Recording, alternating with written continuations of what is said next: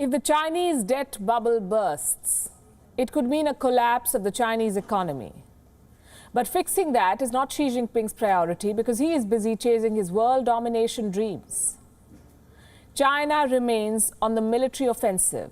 After sending the PLA at the Ladakh border, the People's Liberation Army, the Chinese army, which is at the Ladakh border, Beijing is strengthening the Pakistani Army, equipping it with weapons and now intelligence against India. Earlier this month, Pakistan and China signed a defense pact. It happened during the visit of General Wei Fenghi to Islamabad. He is China's defense minister and state councillor.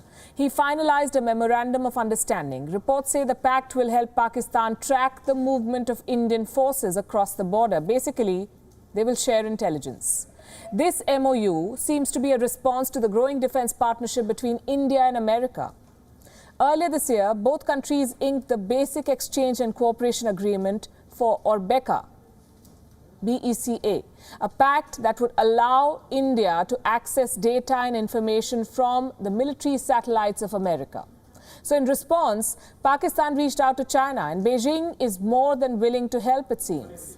China's military provocations are only growing. Earlier this week, the PLA kicked off a joint Air Force exercise with Pakistan near the border with India. This is the western border of India. The drill is called Shaheen 9. It is happening at the Bholari Air Base in Sindh in Pakistan, less than 200 kilometers from the Indian border in the west. China has sent its J-10 and J-11 fighter jets for this exercise. Pakistan is flying the Chinese and French fighters in its fleet. The drill seems like an attempt to raise the specter of a two-front war. Let me quote from what the Chinese mouthpiece, the Global Times, said about this drill. The joint training, which is one part of the China-Pakistan military cooperation plan in 2020, will play a positive role in promoting the development of military relations, deepening practical cooperation between the air forces of the two countries, and improving the actual combat training level of the two forces. Pakistan and China are preparing for actual combat. On the eastern side, China is not backing down while the border standoff continues in Ladakh. Beijing is still using state media to push war propaganda. Take a look at the latest post from the editor of Global Times. It claims that the PLA troops stationed in Tibet are being equipped with exoskeleton suits.